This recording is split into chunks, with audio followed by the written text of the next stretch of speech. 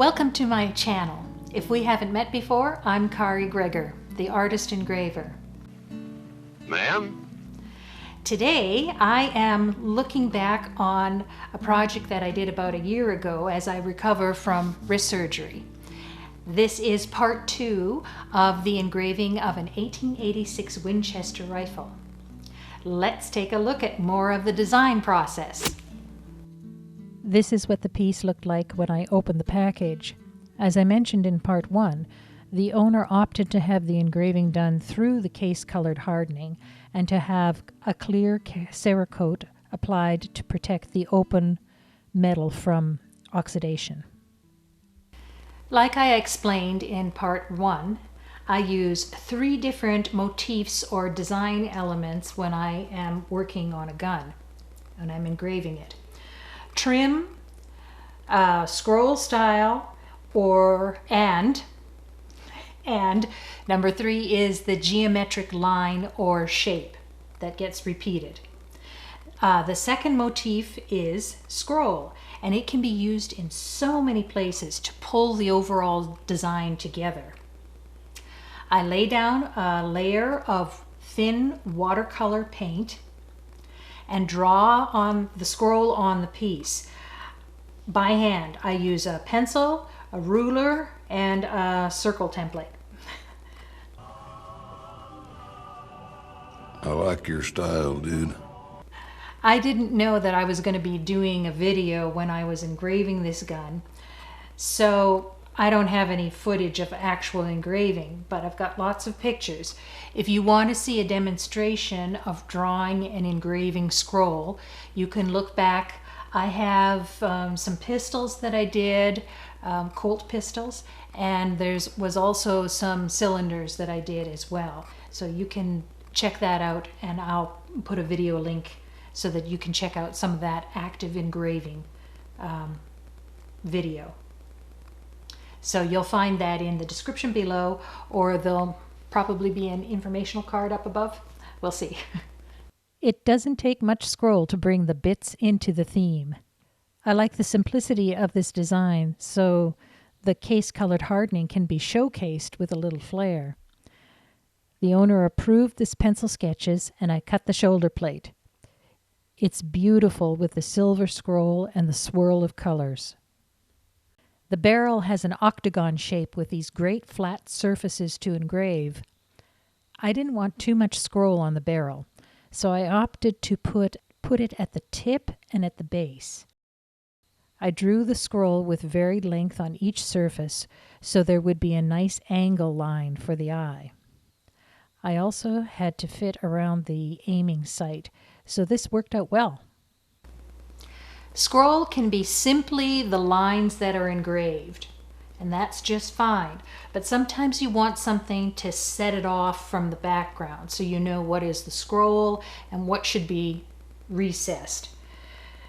Often engravers will carve out the background. So you chip it out with a hammer and chisel and then leave the scroll raised up. But anytime you're going to take out metal, it's a lot of work and a lot of time, and that translates into money. So I chose to do a dotted background for this project. It adds the relief that you want without the time and the money involved in doing it. Same thing at the base of the barrel. I put the shorter so you'd be able to look through the sight, and then made a longer on the sides. Now there's only 3 sides at the base of the barrel because of where the stock sits. So as you can see, just the 3 sides. Looks lovely though. Now let's talk about the floor side of the receiver. The floor side has some beautiful case-colored hardening on it. They wanted to have the logo of the company on here. So I tried it with some scroll around it. Then I tried it with just some lettering. Still didn't like it. Finally, decided to put the signature and then the company logo on either side of the signature, which was very much approved.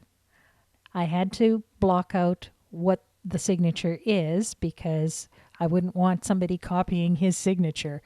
but I did put it on this piece and it looks really lovely. Take note of that logo, triangle themed. The bottom of the receiver looks great with that signature, but it's a little plain when it's compared to the rest of the rifle. So I'm going to put a little bit of trim and scroll to frame that signature.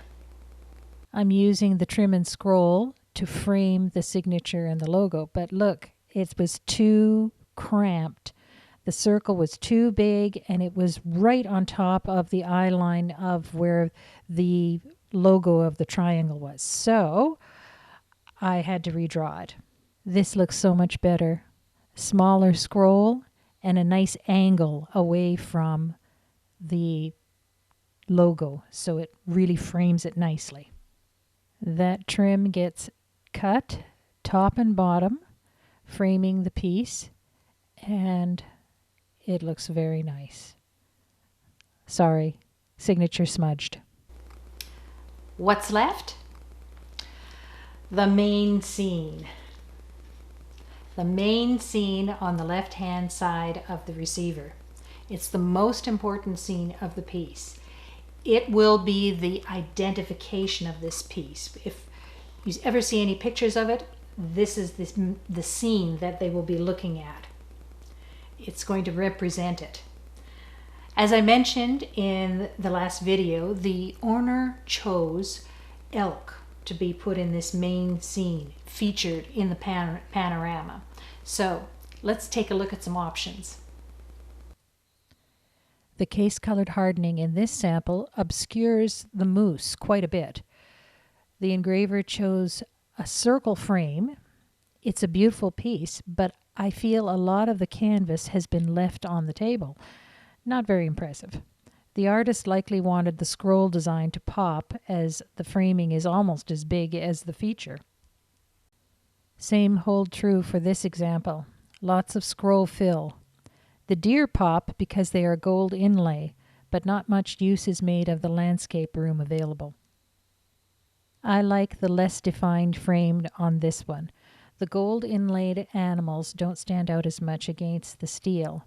I think the gold enhances the scene instead of garishly calling attention to itself. Still, I think the artist overdid the scroll on the sides of the scene. The scroll becomes the focus, not the animals in their habitat. It easily covers half of the area. Why put in animals at all? It's well done, but not my preference of a layout.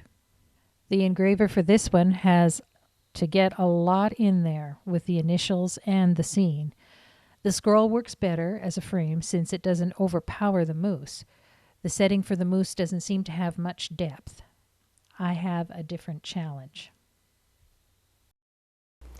If we're going to have an elk scene, let's make it interesting. The owner requested that I use a favorite landscape behind the elk.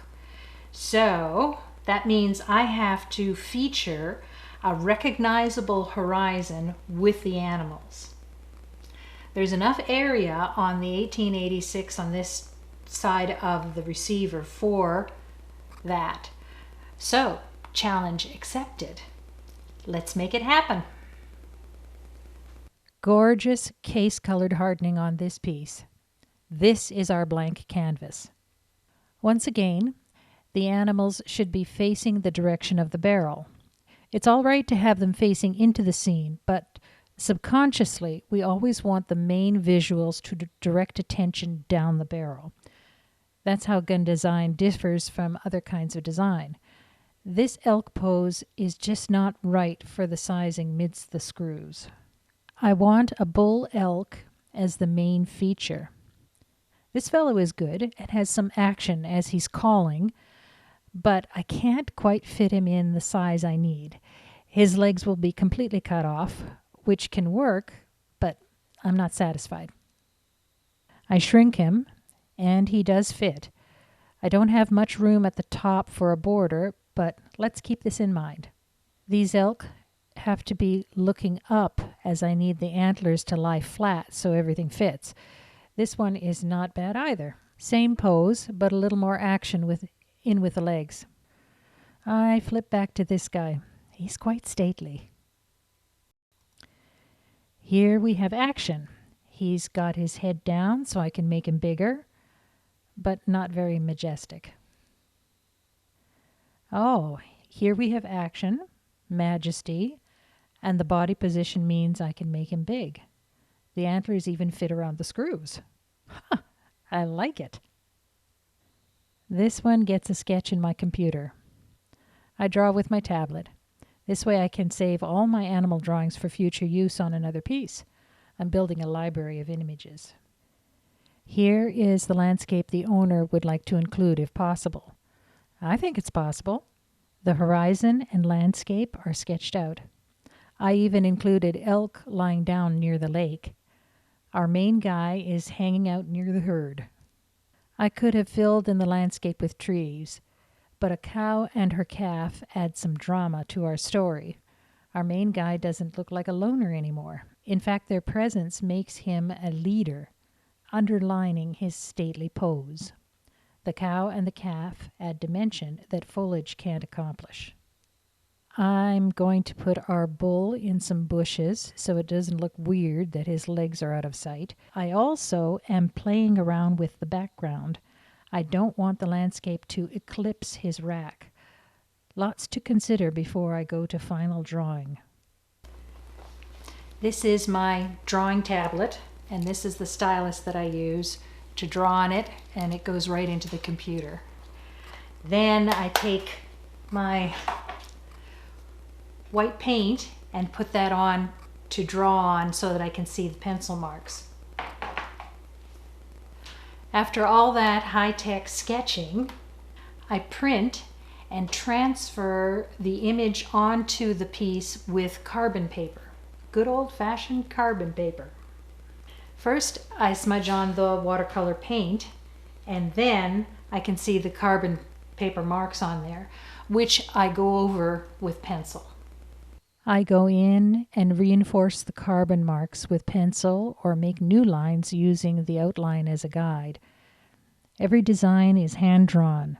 Even if I use the same animal pose, the drawing is different. I have also worked on framing of the scene with line and scroll, and the geometric shape I have chosen as one of the themes. The trick to cutting the design is to work from the outside in, so in handling the receiver, I don't rub off all my pencil work. It took a long time to draw all that. Here I'm working on the scroll border of the right side.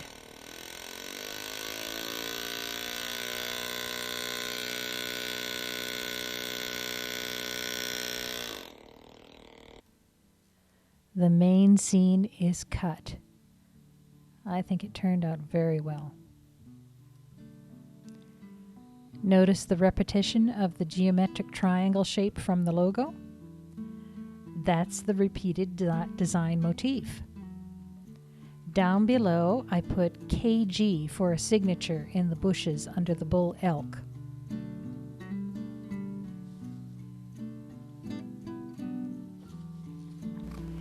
If you like this video, please give me a thumbs up below and leave a comment. It really helps me out. Please check the video description for links to the website, TheArtistEngraver.com, Instagram, and Facebook pages. Next video, I'm going to be engraving a Ruger Red Label shotgun. So, while you're down there, leaving a comment, click the subscribe button and the notification bell so you will be notified when that metal cutting video is posted. Thank you for watching. Well, I hope you folks enjoyed yourselves.